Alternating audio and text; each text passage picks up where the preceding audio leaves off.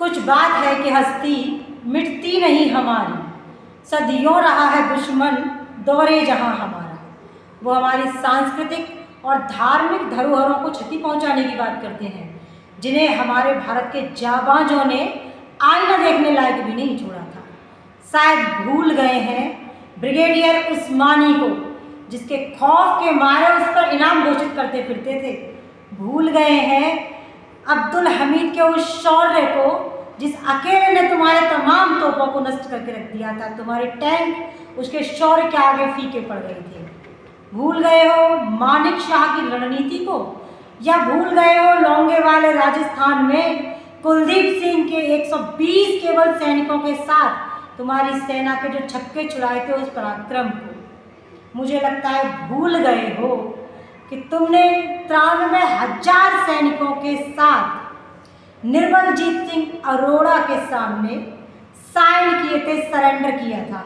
शायद पूरी दुनिया में ऐसी पहली आर्मी होगी जो 93,000 सैनिकों के साथ घुटनों पर आई थी। बात करते हो धमकी देने की।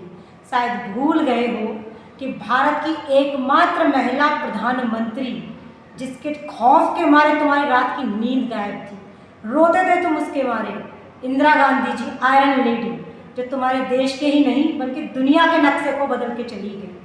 ध्यान रखिएगा, ऐसी मातृशक्ति भारत के हर घर में रहती है, और जिस दिन सत्ता में फिर से दोबारा वो मातृशक्ति बैठेगी, उस दिन आप अपने सिंध और बलूचिस्तान पर जरा नज़र बना के रखिएगा। अब मैं विनम्र निवेदन करना चाहती हूँ कि 140 करोड़ भारतीयों से, ध्यान रखें 140 करोड़ भारतीयों से, आपके रग रग में भारत माता का, इसकी रक्षा का, इसके शौर्य का, राष्ट्रभक्ति का रक्त दौड़ता है। अपने उस शौर्य को बना के रखिए। अपने बच्चों को सूरवीरों की, जाबाजों की कहानी सुनाइए। एक बार सबको बताइए कि कौन थे ब्रिगेडियर उस्मान, कौन थे वीर अब्दुल हमीद, कौन थे मानिक शाह, कौन थे आयरन लेडी इंदिरा गांधी, जिनके शौर्य, पराक्रम और जिनके निर्णय के आगे मैं कहती हूँ कि भारत ही नहीं वरन विश्व की भी जितनी भी प्रतिष्ठात्मक और अपने आप को पुरुषत्व वाले लोग कहते हैं ना, सर झुका के रहते थे। तो उस लेडी के पराक्रम और शौर्य को याद रखिए, अपनी बेटियों को सुनाइए ताकि वो जोश उनमें भी आ सके। आज आप शपथ खाइए कि भारत माँ के यदि आप 140 करोड़ भारतीय सच्चे सपूत हैं तो इसकी रक्षा के लिए, राष्ट्रभक्ति के लिए तत्पर रहेंगे, सेवा के लिए तत्पर रहेंगे।